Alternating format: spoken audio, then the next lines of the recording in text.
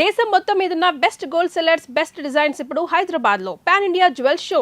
Don't miss it. El Nino effect, ఒక extended ఎండాకాలాన్ని ఇప్పుడు మనం చూస్తున్నాం. ఆ ఎండలతో పోటీ పడుతున్నటువంటి పొలిటికల్ అట్మాస్ఫియర్ కూడా కనిపిస్తుంది. ఎప్పుడు తూతూ మేమే అనేది కనిపిస్తుంది. ఆ తర్వాత విమర్శలు, ఆరోపణలు, సవాళ్ళు ఇవన్నీ ఉంటాయి కదా. వీటన్నిటిని కాస్త పక్కన పెట్టి ఫుర్సత్గా ముచ్చట్లు పెట్టుకుందాం, బిందాస్గా మాట్లాడుకుందాం. ఒక క్యాండిడ్ కన్వర్జేషన్ విత్ కేటీఆర్.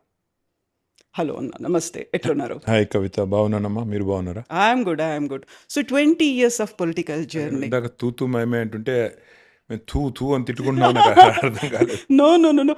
యూజువల్గా మీకు ఇప్పుడు 20 yearsలో బాగా ఎక్స్పీరియన్స్ చేసింది ఏంటి అంటే, వాళ్ళు ఎవరో ఏం మాట్లాడతారో ముందుగా మనం యాంటిసిపేట్ చేసుకొని దాన్ని మించి మాట్లాడాలి అనేది ఒకటి ఉంటుంది.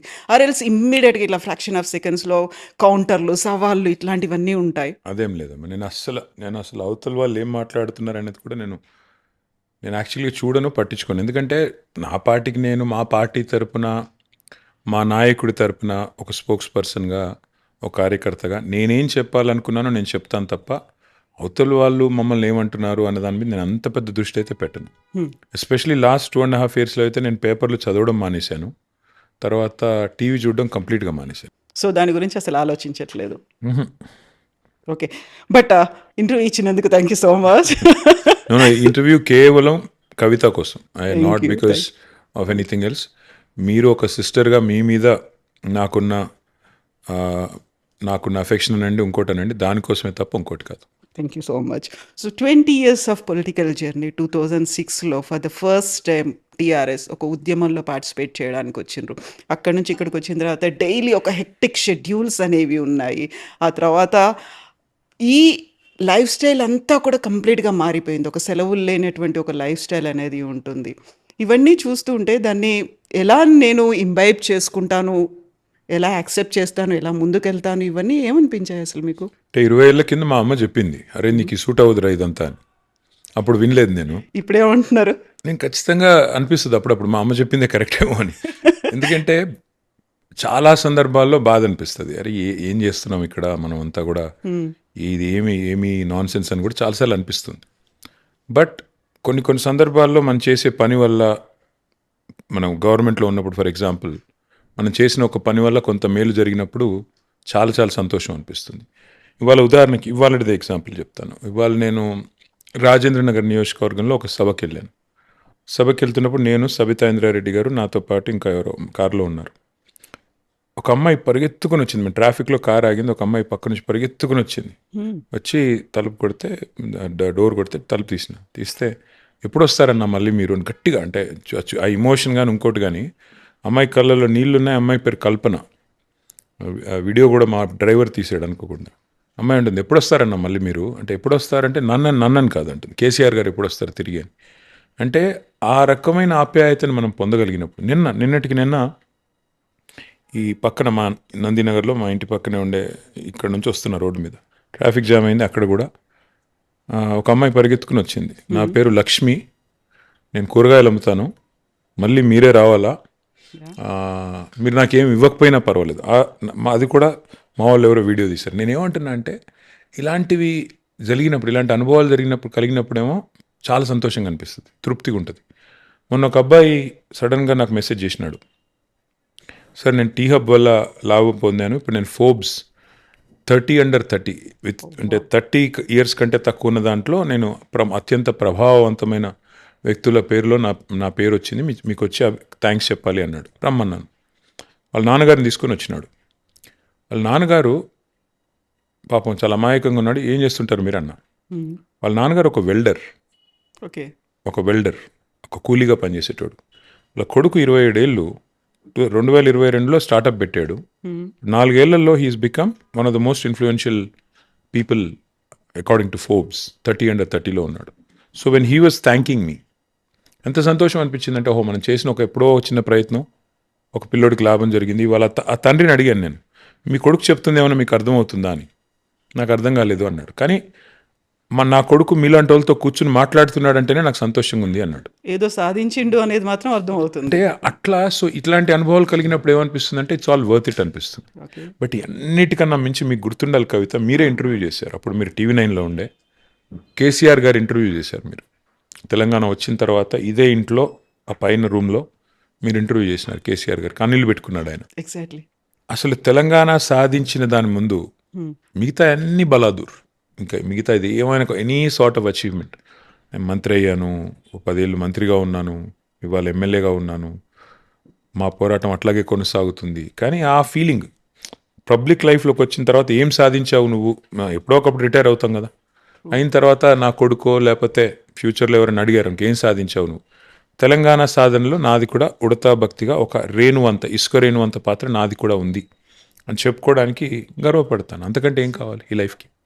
కాకపోతే అమెరికాలో మీరు చేసినటువంటి ఉద్యోగం కావచ్చు, మంచి శాలరీ, ఎవరైతే ఒక కల కంటారో అట్లాంటి ఒక లైఫ్ను వదిలిపెట్టి ఫర్ ద ఫస్ట్ టైం ఇక్కడికి ల్యాండ్ అయినప్పుడు కేసీఆర్ కొడుకుగా మిమ్మల్ని చూశారు. ఒక రాజకీయ అరంగేట్రం చేస్తున్నప్పుడు అప్పటికే ఒక కాకలు తీరినటువంటి నేతలు ఉన్నారు, తలలు పండినటువంటి చాలామంది సూపర్ సీనియర్లు అందరూ ఉన్నారు. వాళ్ళ ముందు కేసీఆర్ కొడుకు కేటీఆర్ అనేది మాత్రమే ఉంది. సో మిమ్మల్ని మీరు నిరూపించుకోవాలి. ఇక్కడ ఉన్నటువంటి చుట్టూ ఏవైతే పరిస్థితులు ఉన్నాయో వాటన్నిటిని అర్థం చేసుకొని ముందుకు వెళ్ళాలి. కొన్ని హికప్స్ అనేవి ఉంటాయి, వీటన్నిటిని ట్యాకిల్ చేసుకుంటూ ముందుకు ఎట్లా వెళ్ళారు, దానికి అప్పుడు మీరు ఏం చేశారు అసలు? ఏమీ లేదు మా. In fact today's Father's Day, I have to acknowledge my father. KCR గారి కొడుకుగా నేను పుట్టకపోయి ఉంటే ఇదేది ఇప్పుడు నేను మీతో కూర్చొని మాట్లాడే అవకాశమే లేదు. కేసీఆర్ గారి కొడుకుని కాకపోతే నాకు ఈ పాత్ర లేదు, నాకు ఇంత ఇవాళ ఇంత వచ్చిన పేరు కానీ ఇంకోటి కానీ ఏది నాకు ఈ అవకాశం వచ్చేది కాదేమో. సో వాస్తవాలు వాస్తవాలే. మనం మన పరిధి మించి మన శక్తికి మించి ఊహించుకుంటే కష్టం.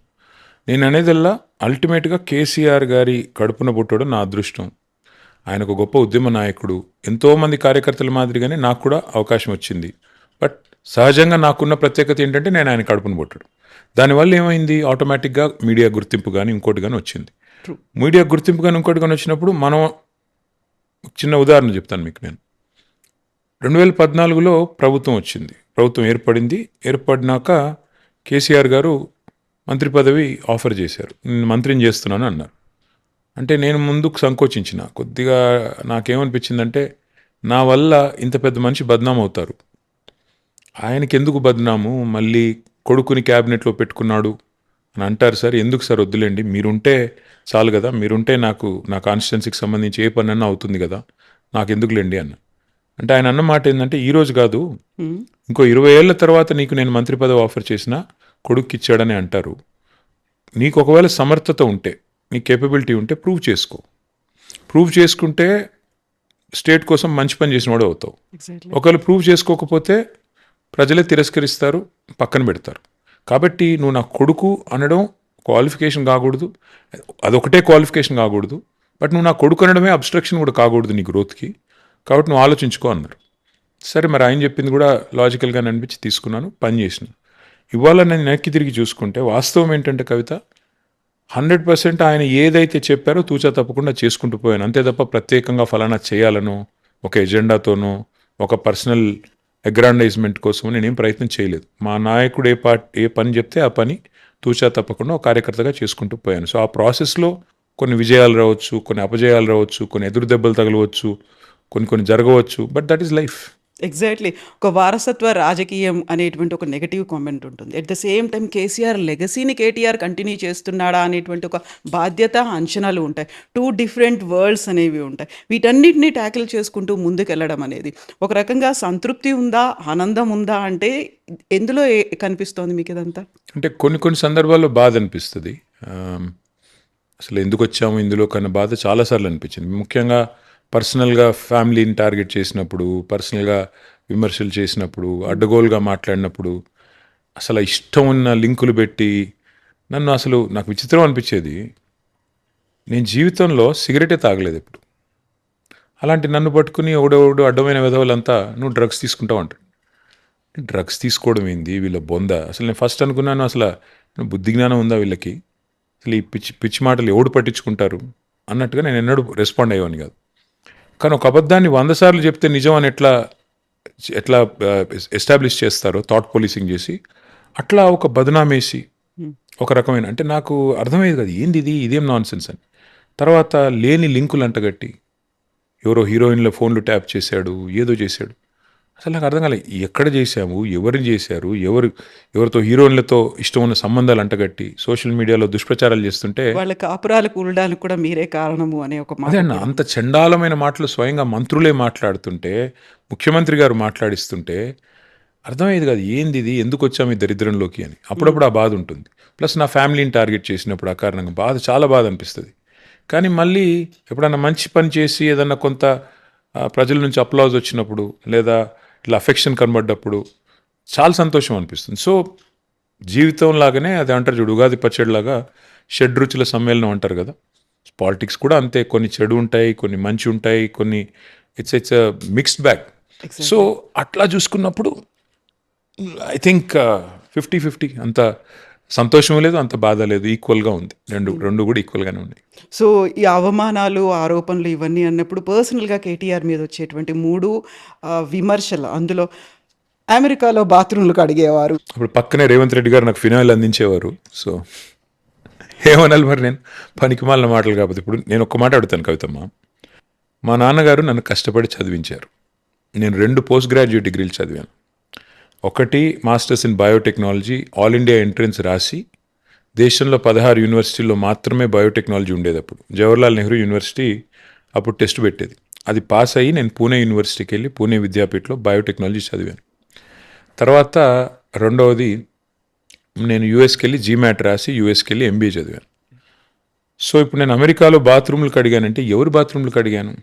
నా బాత్రూమ్ నేను కడుక్కున్నాను. నీ బాత్రూమ్ నువ్వు కడుక్కుంటే తప్ప, సొంత ఇంట్లో నీ బాత్రూమ్ నువ్వు కడుక్కుంటే తప్పు అవుతుందా? నెంబర్ 1. నెంబర్ 2, సరే నేను చదువుకున్నాను, కష్టపడ్డాను, ఉద్యోగం సంపాదించుకున్నాను. నా మీద విమర్శలు చేసేవాళ్ళు ఏం చదువుకున్నారు, ఎలా సంపాదించారు? రోడ్ల మీద పెయింట్లు వేసుకుంటూ తిరిగిన వాళ్ళు ఇవాళ జూబ్లీ హిల్స్లో 10ల సంఖ్యలో ప్లాట్లు సంపాదించి ఇష్టం వచ్చినట్టుగా ఇవాళ వేల కోట్ల రూపాయలతో వ్యాపారాలు చేస్తుంటే నేను అడుగుతాను, మరి నేను అడగలేనా ఈ మాటలు? ఎక్కడి నుంచి? ఇప్పుడు మీరు ఎక్కడ చదువుకున్నారు, ఏం చదువుకున్నారు, ఏం వ్యాపారాలు చేశారు, ఎవరిని ఉద్ధరించి సంపాదించారు? నేనేమంటానంటే విమర్శకు విమర్శ సమాధానం కాదు. నేను అమెరికాలో నా పని నేను చేసుకున్నాను, ఉద్యోగం సంపాదించుకున్నాను. ఇంకోటి నాకు ఇంకా విచిత్రం అనిపించేది, అమెరికాలో బాత్రూమ్లు కడిగారు. మా నాన్నగారు 1980s నుంచి రాజకీయాల్లో ఉన్నారు. నేను అమెరికా పోకంటే ముందే ఆయన మంత్రి, రాష్ట్రంలో మంత్రి. సో ఒక మంత్రి గారి కుమారుడు, మా నాన్నగారు 85 నుంచి ఎమ్మెల్యే. నేను అమెరికా పోయింది 96లో, 98లో, 96లో కూడా కాదు, అంటే మా నాన్న ఎమ్మెల్యే అయినాక 13 ఏళ్ళ తర్వాత. ఇవాళ చూస్తుంటే మీరు గమనించండి, ఒక్కొక్క ఎమ్మెల్యే గారు ఎమ్మెల్యే అయిన తర్వాత సంవత్సరానికి ఆయన లైఫ్ స్టైల్ మారిపోతుంది. మొన్నటిదాకా ఇందిరమ్మ ఇంట్లో ఉన్న ఒక ఎమ్మెల్యే గారు మన 3 కోట్ల బెంచ్ కార్లో తిరుగుతున్నాడు, నేను చూశాను సోషల్ మీడియాలో. నేనేదో మొత్తం పూర్తిగా అడ్రస్ లేని వాడిని, చదువుకోని వాడిని, రోడ్ల మీద ఆవారాగా తిరిగేవాడిని, రోడ్ల మీద పెయింటింగ్లు వేసుకుంటూ తిరిగేవాడిని అయితే కాదు కదా. ఒక పెద్ద కుటుంబంలో పుట్టాను. మా నాన్నగారు కేంద్ర మంత్రిగా, రాష్ట్ర మంత్రిగా, డిప్యూటీ స్పీకర్గా, ఎమ్మెల్యేగా దశాబ్దాలు పనిచేశారు. నేను అమెరికాకి వెళ్ళి బాత్రూమ్లు కడుగుతానంటే నా బాత్రూమ్ అయితే కడుక్కున్నాను, అది చెప్తాను. డిగ్నిటీ ఆఫ్ లేబర్ మీద నాకు చాలా గౌరవం ఉంది. ఎవరి బాత్రూమ్ వాళ్ళు కడుక్కోవాలి, ఎవరు చాయ్ కప్పు వాళ్ళు కడుక్కోవాలి, తప్పేం లేదు. కానీ బాత్రూమ్లు కడుక్కుంటూ ఉండేవాడివి. సరే అనుకుందాం ఒక నిమిషం, నిజంగానే బాత్రూమ్లు కడిగానని.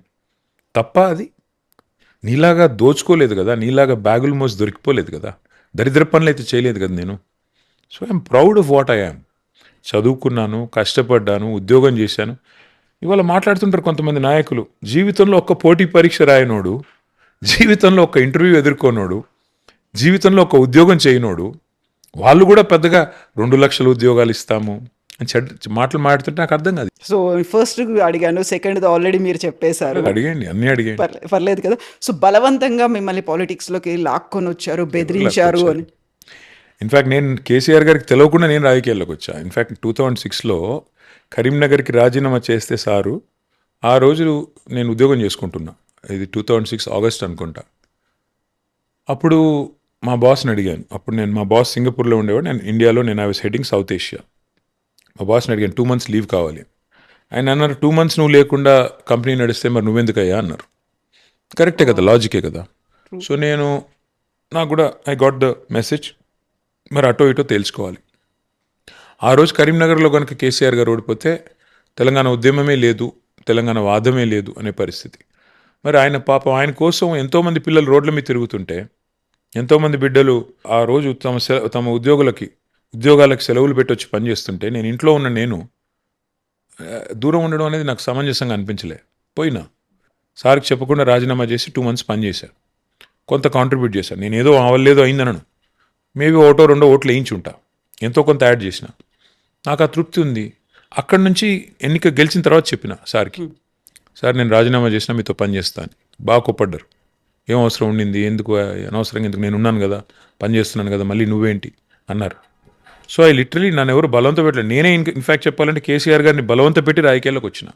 గేట్ క్రాష్ చేసుకుని వచ్చిన నేను. నాకెవరు ట్రైనింగ్ కూడా ఎప్పుడు ఇవ్వాల. కేసీఆర్ గారు అండర్ ట్రైన్ కాదు నేను కేవలం ఆయన చూసి నేర్చుకున్నదే తప్ప ఆయన నాకు కూర్చోబెట్టి ఇలా మాట్లాడని చెప్పింది లేదు. ఆయన చూసి నేర్చుకున్నదే. ఆయన మాట్లాడుతుంటే చూసి నేర్చుకుంది. ఆయన ఆఫ్కోర్స్ ఇంకా డిఎన్ఏ ఉంటుంది, జీన్స్ ఉంటాయి కాబట్టి ఆటోమేటిక్ కొన్ని లక్షణాలు వస్తాయి. బట్ ఎక్కువ వరకు చూసి నేర్చుకుందే తప్ప ఆయన ఎక్కడ కూడా నన్ను ఆయన బలవంతంగా పాపం తేలేదు. సో వ్యక్తిగతంగా మీ మీద ఎన్ని విమర్శలు వచ్చినప్పటికి కూడా ఫ్యామిలీ పరంగా కూడా వస్తూ ఉంటాయి మిమ్మల్ని, లైక్ శైలిమ ఫ్రమ్ ఆంధ్ర అనేదో, లేకుంటే హిమాంశు గురించో, ఏమనిపిస్తుంది అప్పుడు? బాధ అనిపిస్తుంది. ఇప్పుడు అందుకే అంటున్నా కదా, ఇప్పుడు మరి శైలిమ ఫ్రమ్ ఆంధ్ర అంటే మరి అదెవరో చెప్తే బాగుండేది. ఆమె అమ్మాయిది ఎవరు నాకు తెలిసి అయితే అమ్మాయిది హైదరాబాదు, తర్వాత అంతకంటే ముందు వాళ్ళ పేరెంట్స్ అంతా రామాయంపేట, మెదక్ జిల్లా. ఇంక అంతకంటే ఏం చెప్పాలా, అట్లా అయిపోయింది పరిస్థితి. ఇదిగో పులి అంటే అదిగో తోక దేశం మనది. అందులో ముఖ్యంగా ఎవరు పడితే వాళ్ళు సోషల్ మీడియా వచ్చిన తర్వాత ఏది పడితే అది మాట్లాడవచ్చు. వాక్ స్వాతంత్రం, ఏం చేద్దాం. వాక్ స్వాతంత్రం అన్నారు కాబట్టి ఇక్కడ ఒక క్వశ్చన్. యూజువల్గానే కేటీఆర్ అనగానే వెల్ ఎడ్యుకేటెడ్ అనేది ఉంటుంది, చాలా బాగా మాట్లాడతారు, ఆరేటరీ స్కిల్స్ అనేవి ఉన్నాయి, మంచి ఒక డీసెంట్ పొలిటీషియన్ అనేది, యంగ్ జనరేషన్కి ఒక యూత్ ఐకాన్, ఇవన్నీ ఉన్నప్పుడు కేటీఆర్ తన స్థాయిని తానే తగ్గించుకొని మాట్లాడుతున్నాడు. విమర్శలు కావచ్చు, ఈ మధ్యలో కొంచెం ఒక రకంగా అయితే అగ్రెసివ్గా కనిపిస్తున్నారు. అలా మాట్లాడాల్సినటువంటి అవసరం లేదేమో అనేటువంటి మీ కొంతమంది కార్యకర్తలు రామన్న ఇలా మాట్లాడకుండా ఉంటే బాగుండేది అనే 2 విషయాలు చెప్తాను. ఒకటి, కుక్క కాడుకు చెప్పు దెబ్బ. అవతల వారికి అర్థమయ్యే భాషలోనే కొన్ని విషయాలు చెప్పాల్సి వస్తుంది. ఇప్పుడు 3 నెలల్లోనే పిల్లలు పుట్టించగలరా, ఎంత కండలు తిరిగిన వస్తాదైనా అని ముఖ్యమంత్రి గారు అంటే నేనేం చెప్పాలి ఆయనకి? మరి 30 నెలల్లో పిల్లలు పుట్టపోతే నేనేమనాలి అని అడిగాను. అది తప్ప ఉప్ప? మరి ఆయన 3 నెలల ఉపమానం ఆయన తేకపోతే 30 నెలల్లో పిల్లలు పుట్టపోతే నిన్నేమనాలి బాబు అని నీవు అసమర్థుడివి అని చెప్పాల్సి వచ్చింది. అది తప్పని కొంతమంది కనిపించవచ్చు, ఒప్పని కొంతమంది కనిపించవచ్చు. ఆ భాషనే ఆయనకు అర్థమవుతుంది. రైతు బంద్ ఆపడానికి నేనేమన్నా హౌలాగాన్నా, దివానాగాన్నా, మాకు దిమాక్ లేదా? కేసీఆర్ గారు అంటున్నారు రైతు బంధు కాంగ్రెస్ వస్తే పోతుందని అని ఆయనే మాట్లాడారు. నేనేం చేశాను, అదే వీడియో చూపెట్టాను. మరి ఇప్పుడు నేను ఏమనాలి బాబు, నీకు దిమాక్ ఉందా, దివానాగాడు అనాలా, ఏమనాలని అడిగాను. అది కొంతమందికి నచ్చొచ్చు, నచ్చకపోవచ్చు. నేను రేవంత్ రెడ్డి గారు మాటలు నుటంకిస్తే కూడా బాధపడితే నేనేం చేయాలమ్మా? నెంబర్ 1. నెంబర్ 2, కేసీఆర్ గారు మా నాన్న, మా లీడరే కాదు కదా, నా నాన్న. మా నాన్నను పట్టుకుని ఆయన కాలు గోరికి సరిపోని వాళ్ళు కూడా నోటికొచ్చినట్టు మాట్లాడితే అప్పుడు కూడా నాకు ఉక్రోషం రాకపోతే నేను ఆయన కొడుకునే కాదు. మా నాన్నను పట్టుకుని ఆయన చావును కోరుకుంటే కూడా నేను మాట్లాడకపోతే, నేను నా బాధను వ్యక్తం చేయకపోతే నేనేం మనిషిని? నాకు అర్థం కాదు. సహజంగానే అప్పుడప్పుడు ఉప్పు కారం తింటాం కదా, కోపం రాకుండా ఉంటుందా? మా నాన్నగారిని పట్టుకుని నోటికి వచ్చినట్టు మాట్లాడితే అప్పుడు నేను కూడా ప్రతిస్పందించాను. మా నాన్నగారి చావును కోరుకున్నప్పుడు, మా నాన్నగారు చచ్చిపోవాలని శాపాలు పెట్టినప్పుడు, మా నాన్నగారి మీద ఇష్టం వచ్చినట్టు చెత్తా చెదారం మాట్లాడినప్పుడు ఎస్ గట్టిగా మాట్లాడాను. అండ్ ఒక్కసారి కాదు, ఇంకొక 1,00,000 సార్లు, 1,00,000 సార్లు మాట్లాడతాను. దానికి చదువు సంస్కారం అంటే అవతలవాడికి కూడా ఉండాలి కదా చదువు సంస్కారం. కాబట్టి తప్పదు కొన్ని సందర్భాలు. ఇప్పుడు బురదలో దిగిన తర్వాత నాకు బురద అంటకూడదు, అవతలవాడు మాత్రం పెయ్యంతా బురద పూసుకొని వస్తాడు, నేను మాత్రం చాలా నీట్గా నా వైట్ షర్ట్కి బురద అంటకూడదు అంటే ఎట్లా కుదురుతుందమ్మా? అవతల కొట్లాడుతుందో పందితో, కొట్లాడేటప్పుడు తప్పకుండా బురద అంటుతుంది. నేను కూడా బురద అంటినప్పుడు నేను కూడా కొట్లాడాల్సి వస్తుంది. And don't forget to subscribe to iDream. And for more videos, Please subscribe to iDream. Please subscribe to iDream. Please subscribe iDream. And please subscribe to iDream. For more videos, subscribe to iDream. please like, share and subscribe to the channel. Congratulations, iDream. Subscribe to iDream. Subscribe to iDream. So subscribe to iDream Media. iDream team andarki huge congratulations. Please subscribe iDream Media. Please subscribe to iDream. Subscribe iDream. Please subscribe to iDream. iDream అంటే నా కళల ఛానల్ను subscribe చేసుకున్న నోరు తిరుగుతలేదు, మీరైతే గంట గుర్తు కొట్టండి. For more such videos, please subscribe to iDream. Subscribe to iDream. Please subscribe to iDream. Please subscribe iDream Media. Please do subscribe to iDream. Please subscribe to iDream Media. For best entertainment and information, please subscribe iDream.